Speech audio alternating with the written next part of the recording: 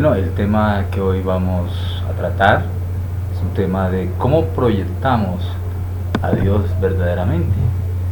La pregunta que nos hacemos, y podríamos decir que el tema va fundamentado en la gracia y la verdad de Dios, que son los ingredientes necesarios para que fluya la imagen de Dios en nuestra vida, el Dios que estamos proyectando.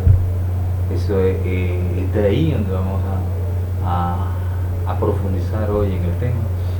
En su palabra, en el capítulo 1 del Evangelio de San Juan, versículos 14, 16 y 17, encontramos lo siguiente. Dice: el Verbo se hizo carne y habitó entre nosotros, lleno de gracia y verdad, y vimos su gloria como la del unigénito del Padre.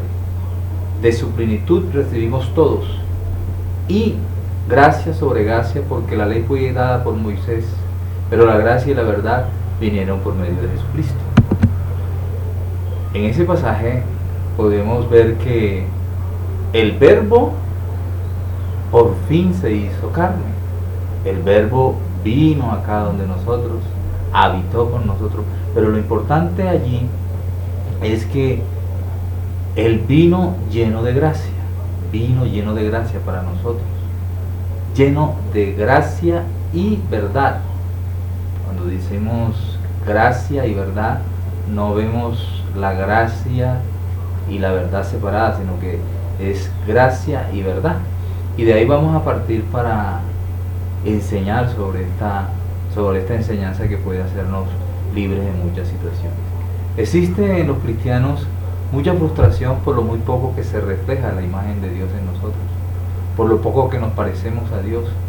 ¿Cuánto nos gustaría ser más amorosos, tener una vida santa en la experiencia, no escondernos, ser verdaderamente libres, en fin, una vida cristiana que podamos disfrutar de Dios, de los demás y de nosotros mismos, y poder estar satisfechos que estamos glorificando a Dios con nuestras vidas? Eso es lo que queremos. O sea, ¿cuál es el Dios que estamos proyectando? ¿Cómo estamos disfrutando de Dios? ¿Cómo disfrutamos de ese Dios? ¿Cómo estamos disfrutando de nosotros mismos? ¿Y cómo podemos disfrutar de los demás? Y para eso pues tenemos que ver sobre la gracia y la verdad. ¿Qué tiene que ver la gracia y la verdad de Dios para que fluya la imagen de Dios en nuestra vida? Para que podamos proyectar un mejor Dios para la humanidad, ¿verdad? Para que nos podamos relacionar con Dios, con nosotros mismos y con los demás. Para dar respuesta a esta tenemos que mirar las definiciones de gracia. La gracia de Dios. La gracia de Dios es el favor de Dios inmerecido hacia nosotros. La gracia es el amor incondicional de Dios. La gracia es otorgada sin ganarla y sin merecerla. La gracia es la aceptación de Dios de tu yo verdadero, de cómo Él te hizo. Él colocó tu mente, tus emociones y tu voluntad. Él te hizo, Él te conoce, Él te hizo tal cual como tú eres, ¿verdad? Y Él te ama de esa manera. La gracia es la aceptación de Dios a nosotros, con todos nuestros defectos y con todas nuestras cualidades. En Efesios capítulo 1, versículos 5 al 6 dice: por su amor nos predestinó, por su amor, ¿verdad que dice? Por su amor, o sea, por su gracia, nos predestinó para ser adoptados hijos suyos por medio de Jesucristo, según el puro afecto de su voluntad, para alabanza de la gloria de su gracia, con la cual nos hizo aceptos en el lavado. O sea, es por el puro afecto de su voluntad, no es por esto, no es por aquello, no es por lo que nosotros hagamos, es por el puro afecto de su voluntad que Dios nos ama y nos hizo aceptos en el amado. Entonces ahí vemos de una manera hermosa la gracia de Dios sobre nosotros. Es en la gracia de su amor donde descansa la sanidad de todo el ser del cristiano. La gracia es el primer ingrediente para crecer en la imagen de Dios. La gracia vino a través de Jesucristo. Él vino a salvar a los que eran indignos, a los que no podían salvarse por sí mismos y que además eran sus enemigos. Por pura gracia Él murió por nosotros. Ahora miremos cuál es la verdad de Dios, porque dice que Él vino lleno de gracia y de verdad. No solo de gracia, sino que de verdad también. Entonces, la verdad de Dios, Dios es absolutamente veraz y recto, nunca prueba el mal. La verdad tiene que ver con el aspecto estructural del carácter de Dios. En la verdad de Dios descansan los fundamentos del universo y de los hombres. En la verdad de Dios encontramos las leyes de la naturaleza y los principios de vida para el hombre. La verdad es el segundo ingrediente para crecer a la imagen de Dios.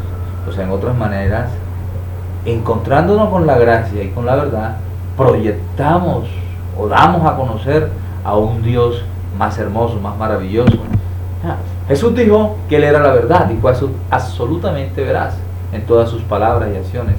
No mostró gracia a costa de la verdad, amaba a los pecadores, pero no amaba sus pecados. O sea, cuando se dice amaba a los pecadores, eso es gracia, pero no amaba sus pecados, eso es verdad. La ley que fue dada por medio de Moisés no fue una exhibición de gracia, mandaba a los hombres a obedecer y los condenaba a muerte si dejaba de hacerlo. Le decía a los hombres que era lo correcto, pero no les daba el poder de hacerlo. Fue dada para mostrar al hombre que eran pecadores, que no podía salvarlo de sus pecados. La ley es una parte de lo correcto de Dios, pero es solamente una parte de la infinita grandeza de la verdad de Dios. Entonces, con eso en mente podemos pasar a un subtítulo que podríamos decir: una vida solo con gracia. Adán y Eva tenían todo por gracia. Y Dios era su verdad. Solo les colocó una pequeña restricción: no comáis. Todo se los daba el Señor a ellos.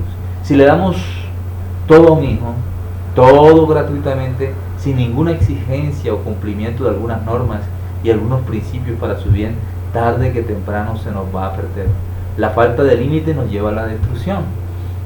Conocemos el caso de una señora a quien pues se quedó con su hijo solo porque su esposo se murió, y quedó con una buena fortuna, y entonces ella a su jovencito, porque era apenas un niño de 12 años, empezó a darle todo, gratuitamente. No le puso normas, no le puso preceptos, no le puso límites a su vida. ¿Y qué terminó haciendo este muchacho? Reventándose en la droga, terminó totalmente destruido y destruyendo casi a su madre. O sea, que vemos que, desde luego, estamos hablando en el ejemplo de una gracia humana y no la gracia de Dios. Pero de todas maneras vemos que esa gracia está allí. Entonces, una vida solo con verdad. Una vida solo con verdad, pues Adán y Eva decidieron perderse, les fue quitada la gracia. De ahí encontramos al pueblo de Dios, Israel, sin gracia, pero sí, eso sí, que siempre con un Dios fiel y misericordioso. Ellos debían vivir con el cumplimiento de la ley para ser prosperados. No tenían gracia. Es interesante ver que antes de recibir a Cristo muchos de nosotros éramos ajenos a la verdad, la desconocíamos. Pero luego de recibir a Cristo empezamos a conocer algunas verdades, porque empezamos a conocer la Biblia, ¿verdad? Pero tremendo que muchos de nosotros terminamos como los israelitas, solo de tratar de cumplir a Dios con las leyes y olvidándonos de la gracia, viviendo y queriendo que otros vivan cobijados solo por la ley. Y ahí viene la frustración, porque tratamos de buscar la aceptación de Dios. Empezamos como Adán a esconder nuestro verdadero yo. O sea, muchos padres destruyen a sus hijos porque siendo cristianos solo se acercan con verdad, solo se acercan con la ley, solo se acercan con las restricciones, solo se acercan con los códigos, con todo aquello, pero que verdaderamente no se acercan con gracia. Entonces, cuando de alguna manera también buscando esa verdad y mostrando esa verdad, podemos ser como los fariseos, que decía el Señor Jesucristo que eran sepulcros blanqueados, ¿ya? Que por fuera mostraban una cosa, pero por dentro estaban totalmente reventados, estaban totalmente podridos, ¿verdad? Entonces se dedicaron a cumplir parte de la ley, pero su corazón estaba muy lejos de Dios. Y muchos de nosotros nos podemos convertir en señaladores, en enjuiciadores. Muchos cristianos, muchos siervos de Dios muchos hombres encargados de llevar la palabra de Dios no tienen el equilibrio perfecto y lo que solo llevan es verdad y de pronto la llevan de una manera lacerante, de una manera maltratadora, de una manera que hace daño, ¿verdad? Entonces, cuando vivimos nosotros que no nos acercamos a Dios verdaderamente, entonces podemos estar mostrando a un Dios de solo verdad. Entonces, ¿qué es lo que mostramos? Mostrando a Dios para los demás una imagen que no es nuestra, frustrados porque estamos muy lejos de reflejar a Dios, siempre muy lejos de las normas de Dios, siempre nos falta algo por cumplir, acercarse a Dios, acercarse a uno mismo, acercarse a los demás con verdad, sin gracia, es puro juicio. Si usted se acerca a la gente, si usted se acerca a sí mismo, si usted se acerca a los seres queridos, se acerca al discípulo, solo con verdad, eso es puro juicio. La ley sin gracia nos destruye. Nadie crece jamás pendulando totalmente hacia la ley. Esta nos coloca estrictamente en una relación legal con Dios. Me sentiré amado, podríamos decir. Me sentiré amado si hago lo que es verdaderamente correcto. Eso es una herejía, ¿ya? Porque Dios nos ama independiente de lo que hagamos. Él nos sigue amando. Entonces ahí estuvimos viendo lo que es la gracia y la verdad, las definiciones. Vimos una vida solo por gracia y vivimos otra vida solo por verdad. Como dice su pasaje, el pasaje que empezábamos a leer, donde unifica la gracia y la verdad. ¿Y la unificó en quién? O sea, recuerde que primero con Adán y Eva hubo gracia. Ellos vivían de la gracia, vivían con una comunión directa con Dios. Pero la perdieron porque en su corazón decidieron eso. Y entonces después a la israelita se le da la verdad, pero se le quita la gracia. Pero a nosotros, a través de Jesucristo, Él viene y en Juan capítulo 1, versículos 14, 16 y 17, que vale la pena repetir, dice: y el verbo se hizo carne y habitó entre nosotros, lleno de gracia y verdad, y vimos su gloria como la del unigénito del Padre. De su plenitud recibimos todos gracia sobre gracia, porque la ley fue dada por medio de Moisés, pero la gracia y la verdad vinieron por medio de Jesucristo. Colocar solo la verdad para la relación entre Dios, entre mi persona y Dios, entre esa relación conmigo mismo y esa relación con los demás, colocar solo la verdad trae culpa, trae miedo, trae ansiedad, trae enfermedad en el alma. Cuando me pongo caretas para mi relación con Dios, es que creo que Él no me ama tal como soy. ¿Ya? Me pongo caretas, trato de fingirle ante Dios. Mire que lo fuerte para una relación es ser original, mostrarse como uno es.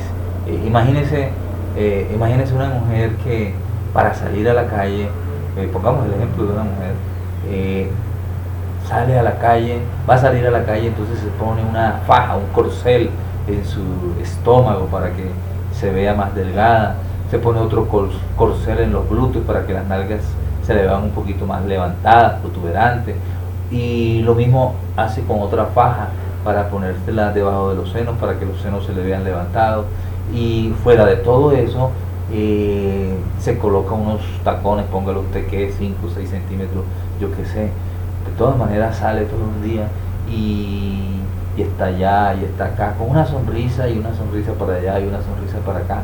Pero cuando llega esa mujer a su casa, ¿cómo llega? ¿Cómo se tira a la cama? ¿Cómo desea quitarse todos esos corceles? Eso que le lleva a mostrar una imagen física que no tiene. En realidad, si la aceptaran, en realidad, si la amaran por su físico, ella sabría que eso es una falsedad. Lo mismo pasa con nosotros cuando nos ponemos caretas con nuestra relación con Dios. Es que creo que Él no me ama tal como soy. Y ahí es donde viene la gracia. Él te ama tal como tú eres. Cuando no acepto mi yo tal como es, soy duro conmigo mismo. Cuando me enmascaro el yo, cuando cojo mi alma y la trato de maquillar para mi relación con mis seres queridos, es porque no creo que ellos me puedan amar tal como soy. Cuando condiciono amar a las otras personas para que ellas sean como yo quiero, que ellas sean lo que yo deseo, no estoy dando de gracia, porque en Mateo 10 versículo 8 dice: de gracia recibiste, dad de gracia. ¿Qué nos enseña todo esto? Cuando nosotros nos despojamos y nos mostramos tales como son, nos van a amar de verdad, porque van a amarme como yo soy. Y nosotros tampoco podemos exigirle a las personas que sean como uno quiere que sean, porque eso no es gracia. Yo debo amar a mi mujer tal como ella es. Entonces miren que cuando empezamos a amar, cuando empezamos a sentirnos amados por Dios tal como nosotros somos, entonces disfrutamos y entonces se va a reflejar ese Dios que hay en nosotros. Pero para eso tenemos que despojarnos de los corceles, de descansar en Él, mostrarle nuestro yo verdadero a Dios y aún a las personas. Entonces empezará a fluir la gracia y la verdad que hay en ti. Tendrás relaciones basadas en la gracia. Ojo, pregúntate siempre en qué están basadas tus relaciones.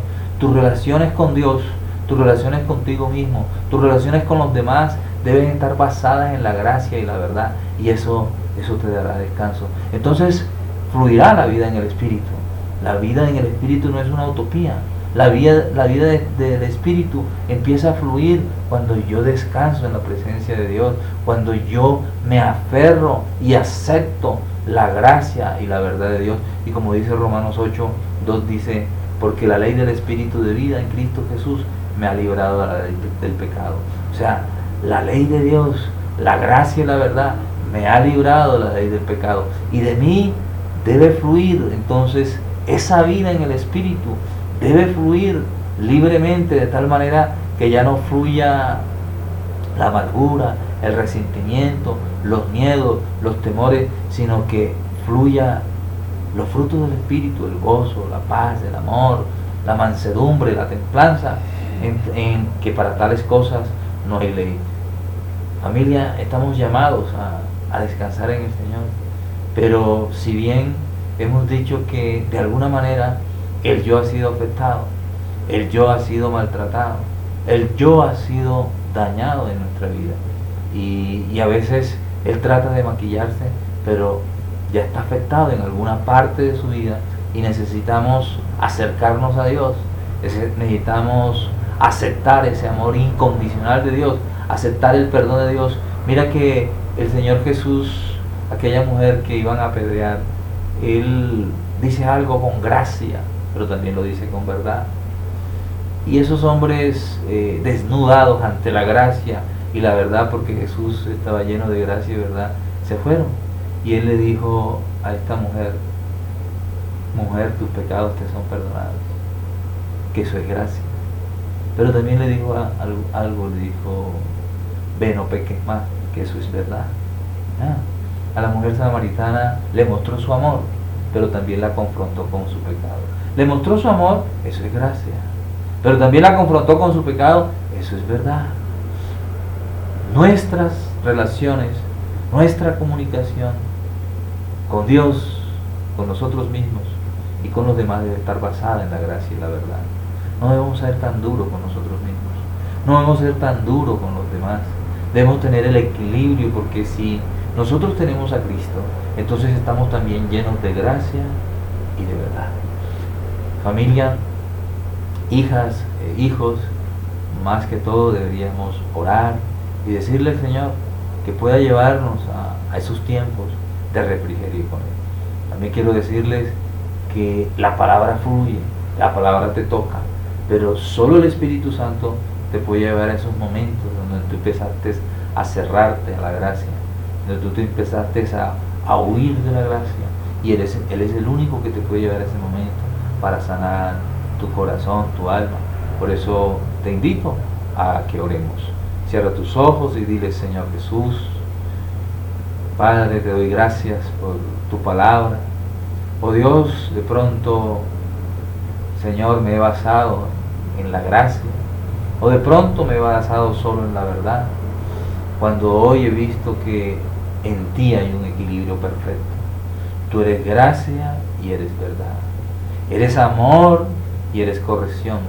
Por eso tu palabra Tú dices, al hijo que yo amo, disciplino. Al hijo que yo amo es gracia. Disciplino es verdad. Por eso, Dios, venga tu gracia, venga tu verdad. Ahora me acepto, Señor. Ahora sé que tú me aceptas tal como soy, Señor. Soy acepto en el amado. Por el puro afecto de tu voluntad soy acepto, Señor. Me aceptas tal. Por eso en ti, oh Dios, empiezo, Señor de los cielos, a quitarme las máscaras, a quitarme los corceles, las fajas, oh Dios, que no me dejan ser libre, Señor. Y me desplomo ante tu presencia y te digo, esto soy, Señor. Sáname, oh Dios. Permíteme, oh Dios, tener gracia conmigo mismo, tener misericordia conmigo mismo, perdonarme a mí mismo, oh Dios.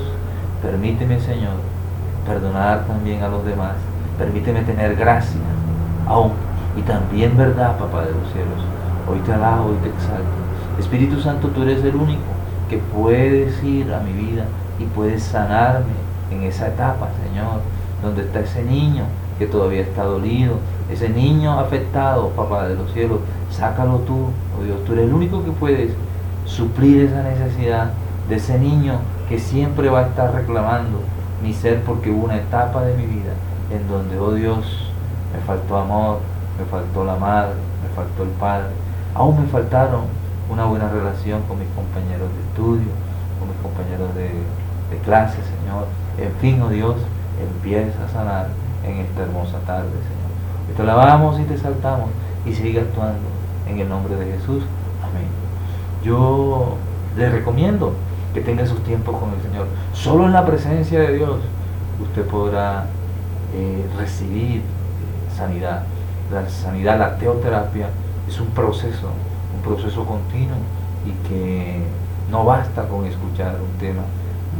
Necesitamos estar en la presencia de Dios, que Él nos hable y que Él nos sane, que Él nos muestre los momentos aquellos donde nos faltó la gracia de pronto de los padres, nos faltó la gracia de pronto de los compañeros de estudio, nos faltó la gracia de alguien que en un momento dado de nuestra vida lo necesitamos, pero se fue negada. Solo Él puede restituir de parte de aquello todo lo que usted necesita. Entonces yo le recomiendo que tenga esos tiempos de búsqueda, esos tiempos de su presencia. Les ha hablado Freddy Ballestas.